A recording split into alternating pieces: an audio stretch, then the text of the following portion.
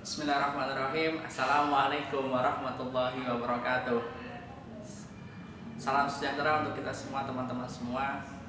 Alhamdulillah pada kesempatan kali ini kita bisa berjumpa kembali dalam video yang Pak Fika buat. Semoga teman-teman semua bisa mempelajari pada tema satu ini melalui video ini. Namun sebelumnya kita berdoa terlebih dahulu agar ketika kita belajar mendapatkan ridho dari Allah Subhanahu wa taala. Berdoa, kita mulai. Bismillahirrahmanirrahim. Raditu billahi rabba wa bil islami dina wa bi Muhammadin nabiyya wa rasula. Rabbi zidni ilma warzuqni fahma. Amin ya rabbal alamin. Alhamdulillahirabbil alamin. Teman-teman semua, kita sudah berdoa. Dengan berdoa semoga apa yang akan kita pelajari bisa tersampai. Teman-teman semua, doa adalah salah satu usaha bagi kita untuk mencapai sebuah tujuan. Selain belajar dan berlatih, doa adalah sebuah hal yang penting bagi kita. Doa ibaratnya sebuah senjata juga ya teman-teman semua. Maka jangan remehkan ketika kita berdoa dan dijaga adabnya ketika kita berdoa.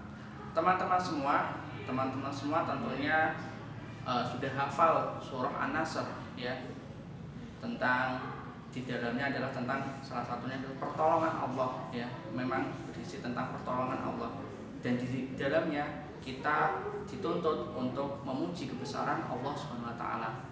Teman-teman semua, kenapa kita harus memuji kebesaran Allah Subhanahu wa taala? Karena kita sudah diberikan oleh Allah begitu banyak rezeki. Salah satunya rezeki yang kita peroleh adalah udara ya teman-teman semua, udara, oksigen. Nah, lalu dari mana oksigen itu? Allah menciptakan yaitu makhluk hidup yang berupa tumbuhan atau tanaman yang teman-teman tanam. Dari tumbuhan itu lalu terjadilah yang namanya peristiwa fotosintesis, yang di situ membutuhkan sinar cahaya matahari ya, untuk berfotosintesis secara maksimal. Lalu dari hasil fotosintesis tersebut menghasilkan oksigen, dan oksigen dihirup oleh makhluk hidup yang lain yaitu manusia dan hewan. Berkat itulah kita bisa hidup sampai sekarang ini dan nanti. Dari siapa oksigen itu? Kembali lagi yaitu dari Allah Subhanahu wa taala, karena sudah menciptakan tumbuhan. Lalu tumbuhan sendiri juga tentunya perlu bernafas ya teman-teman semua, karena bernafas adalah aktivitas yang menandakan ciri-ciri makhluk hidup. Selain bernafas, teman-teman juga sudah belajar tentang bergerak ya. Kalau geraknya manusia itu menggunakan kaki, kalau hewan juga menggunakan kaki, ada yang menggunakan sayapnya juga ya kalau misalkan burung. Kalau tumbuhan juga bergerak teman-teman semua, namun geraknya adalah namanya gerak pasif. Nah teman-teman semua, pada makhluk hidup juga kita diberikan oleh Allah dapat tumbuh dan berkembang. Tumbuh, teman-teman sudah tahu bahwa tumbuh itu adalah sebuah aktivitas permanjangan atau pertambahan ukuran dari sel manusia atau sel hewan atau tumbuhan. Sel itu apa teman-teman nanti akan belajar pada kelas yang lebih tinggi.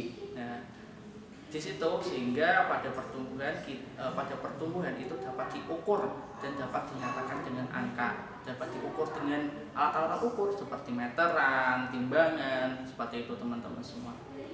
Lalu kita juga diberikan oleh Allah berupa pikiran, berupa hati ya, berupa pikiran. Nah, jadi pada manusia terjadilah yang namanya berkembang. Sebenarnya tidak pada manusia saja ya, pada hewan, pada tumbuhan juga mengalami perkembangan. Kalau pada manusia perkembangannya juga banyak ya teman-teman. Seperti halnya ketika kita masih bayi, tidak mungkin kita bisa langsung bisa menulis atau kita bisa langsung bisa membaca buku kayak gitu ya. Nah, lambat laun karena kita dilatih, terus kita dididik oleh kedua orang tua kita, akhirnya kita bisa menulis dan membaca buku kayak gitu teman-teman semua. Pada hewan juga sama. Awalnya mungkin hewan juga belum bisa terbang. Nah, karena dilatih oleh induknya bisa terbang. Pada tumbuhan juga sama teman-teman semua. Dia yang awalnya tidak berbunga, tidak memiliki bunga, akhirnya bisa berbunga. Itu juga termasuk adalah perkembangan pada makhluk hidup. Nah, tidak hanya itu, tidak hanya berhenti di situ saja. Allah juga memberikan kita untuk bisa meneruskan generasi kita yang akan datang gitu, untuk generasi yang akan datang, yaitu dengan yang namanya berkembang biak. Manusia dengan cara melahirkan dengan beranak ya teman-teman semua. Hewan juga ada yang beranak dan ada yang bertelur, dan ada yang keduanya. Kalau tumbuhan caranya macam-macam teman-teman semua. Mungkin akan diterangkan pada video yang selanjutnya. Nah, berbicara tentang pertumbuhan, perkembangan dan perkembangbiakan pada hewan, ya, ada yang bertelur dan ada yang beranak. Nah, informasi bahwasanya seekor katak dan kodok betina itu dapat bertelur sampai 5.000 teman-teman semua, sampai 5.000, 2.000 sampai 5.000, banyak sekali teman-teman semua. Coba teman-teman semua bisa berlatih menulis bilangan 5.000 seperti apa. Oke, kalau misalkan teman-teman semua kita belajar tentang ini bilangan sampai 1.000 ya. Kemarin teman-teman semua sudah belajar tentang penjumlahan dan pengurangan dengan teknik tanpa menyimpan dan meminjam. Nah, sekarang Rafika coba akan menerangkan tentang penjumlahan dan pengurangan tanpa teknik dengan teknik menyimpan dan dengan teknik meminjam. Bagaimana? Oke, ikuti videonya sampai tuntas. Pertumbuhan dan perkembangan pada hewan itu bermacam-macam ya tentunya teman-teman. Tapi ada beberapa hewan yang mengalami namanya metamorfosis. Apa itu metamorfosis? Metamorfosis itu adalah perubahan bentuk fisik yang tentunya ada perbedaan antara ketika dia masih muda dan dewasanya. Contoh saja yang teman-teman sangat familiar adalah pada kupu-kupu. Bagaimana ketika dia muda ya, dia berupa apa? Dia berupa ulat. Lalu setelah dewasa, dia berubah kupu-kupu. Nah, itu kan hal yang berbeda jauh ya teman-teman semua. Nah, itu yang namanya metamorfosis sempurna. Ada yang mengalami metamorfosis tidak sempurna, yaitu yang terjadi pada kecoa. Nah, kalau pada kecoa ketika muda itu hampir sama dengan dewasanya, tidak begitu jauh perbedaannya. Itu yang mengalami metamorfosis teman-teman semua. Tetapi tidak semua hewan mengalami metamorfosis ya. Ada hewan yang tidak mengalami metamorfosis, karena hewan-hewan yang mengalami metamorfosis itu yang pada kelas insekta dan kelas amfibi.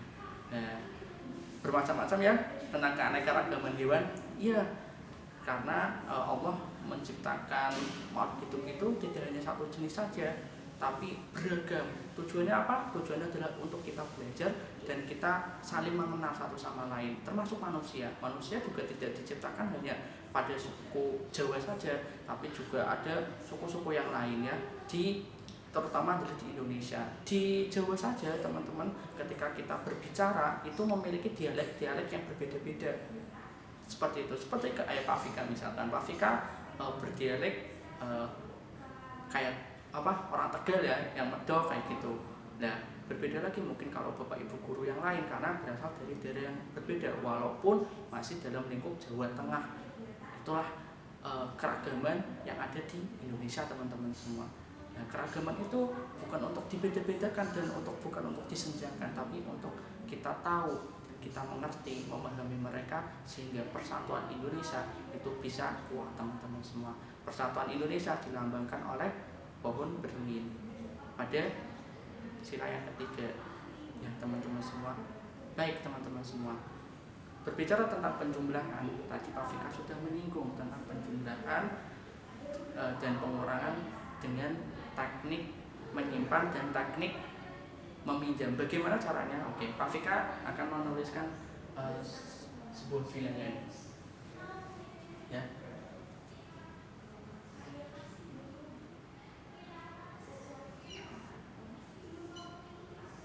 Bacanya berapa teman-teman semua? 125 ya. 125. Kunci ketika kita ingin melakukan penjumlahan dan pengurangan dengan teknik menyimpan, dengan maupun tidak menyimpan, maupun dalam perkalian dan pembagian nantinya, kita harus tahu nilai tempat dan nilai bilangannya. Kita akan menjumlahkan, coba dengan dijumlahkan dengan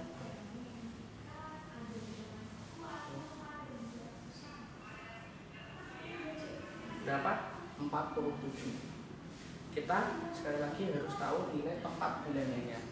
Kalau sudah tahu nilai bilangannya, ya, nilai tempat bilangannya maksudnya, teman-teman mau penjumlahan sampai berapapun akan tahu dan akan mengerti penempatannya. Oke, ya, dengan bersusun panjang 125. Kita uraikan, ya teman-teman semua. Kita uraikan. Oke, kita uraikan seperti ini teman-teman.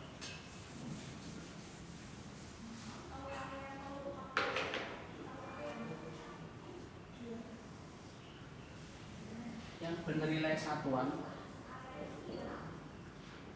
yang bernilai puluhan, yang bernilai tempat ratusan. Dari 125, angka mana yang mempunyai nilai tempat satuan? Yaitu angka 5. Angka 5, ya teman-teman semua, mempunyai nilai tempat satuan. Di sini nilainya berapa? Karena satuan nilainya 5. Lalu yang mempunyai nilai tempat puluhan yaitu angka 2. Nilainya karena puluhan maka nilainya 20. Berarti angka 1 menempati nilai tempat ratusan. Nilainya 100. Tadi dijumlah dengan 47. 47 mana yang mempunyai nilai tempat satuan? Ya, nilai yaitu angka 7. Ditulis di sini. Oke. Sudah. Terus 4-nya yaitu 40. Di jumlah.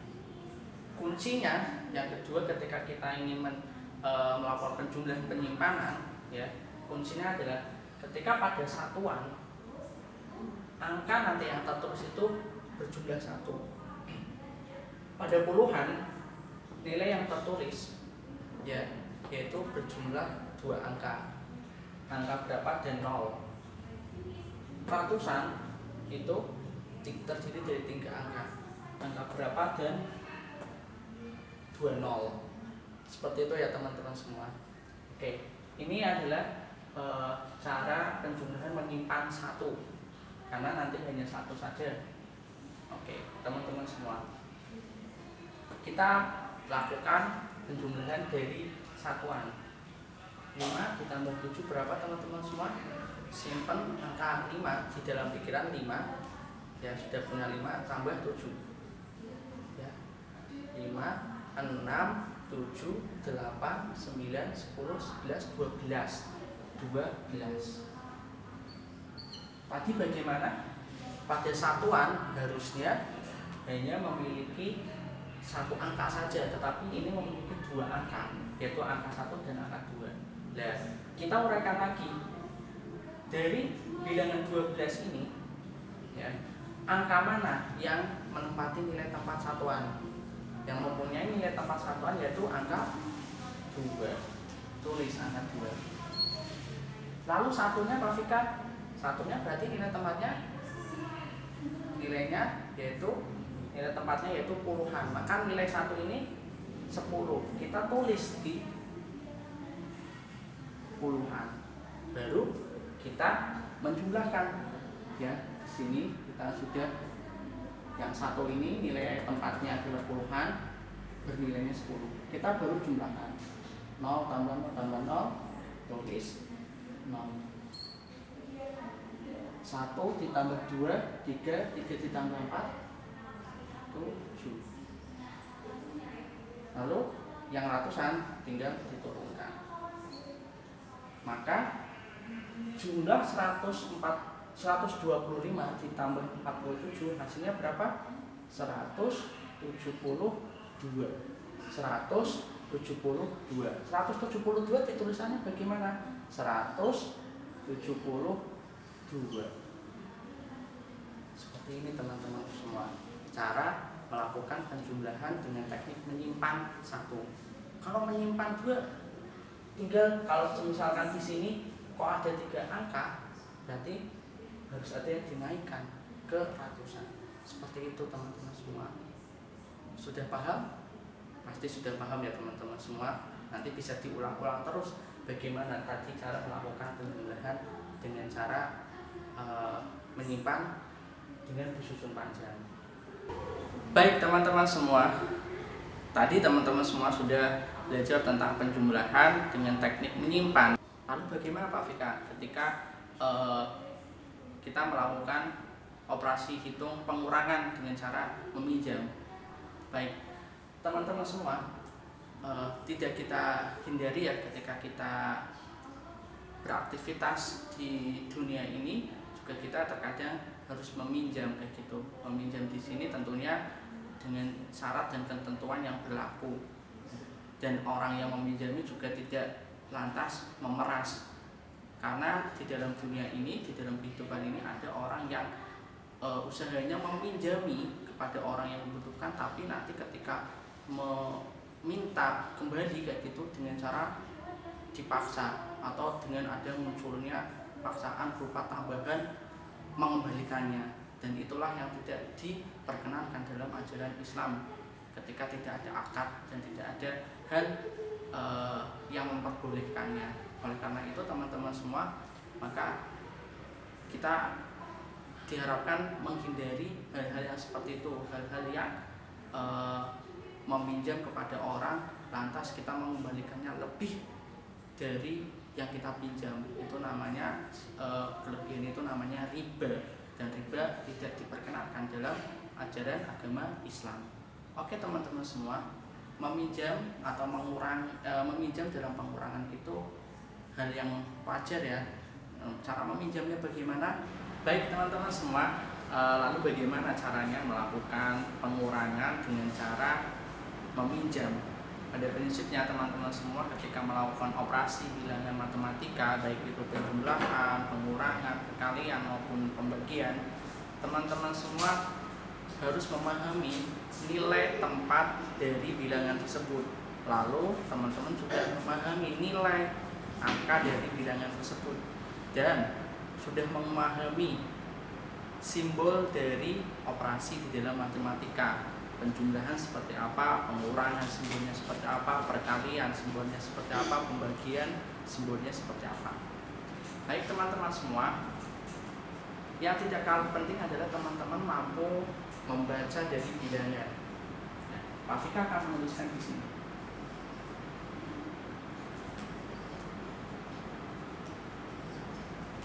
Berapa teman-teman semua? 221. Kalau Pak Fika mengurangkan, ya,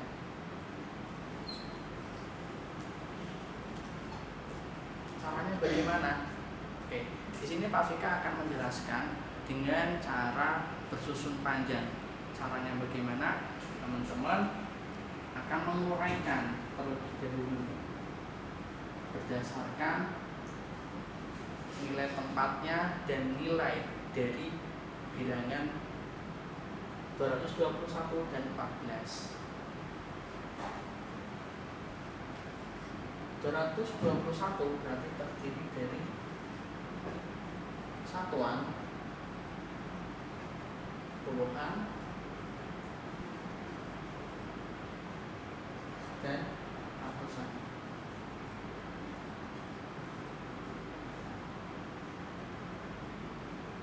Angka 1 yang Pak Fika tunjuk nilai tempatnya satuan, maka nilainya 1.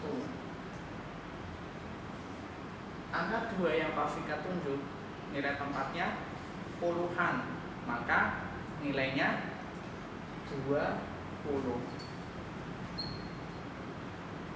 Angka 2 yang Pak Fika tunjuk nilai tempatnya ratusan, maka nilainya 200. Lalu dikurangi 14, 4 nilai tempatnya satuan, maka nilainya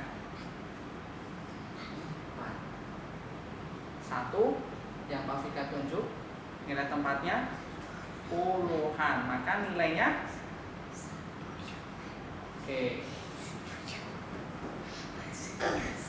operasi matematikanya yaitu pengurangan ya teman-teman semua. Pengurangan. Ternyata angka 1 tidak dapat dikurangi 4. Lalu bagaimana caranya? Caranya yaitu meminjam dari bilangan yang ada di depannya. Meminjam 20 kita uraikan, yaitu menjadi 10 ditambah berapa? Agar hasilnya 20 ditambah 10. 10 yang pertama kita jumlahkan dengan angka 1 di sini. Maka hasilnya yaitu 11. Baru bisa dikurangi. Ya, teman-teman semua. 11 dikurangi 4 berapa? 11 dikurangi 4 7.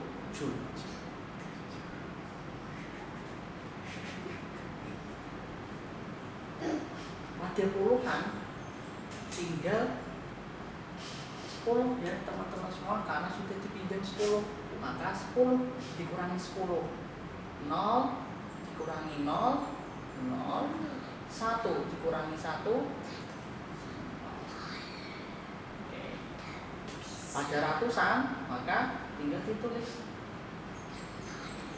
turunkan, maka bacanya adalah 207. Kenapa 207? Seperti ini teman-teman semua. 200 sini operasinya teman-teman.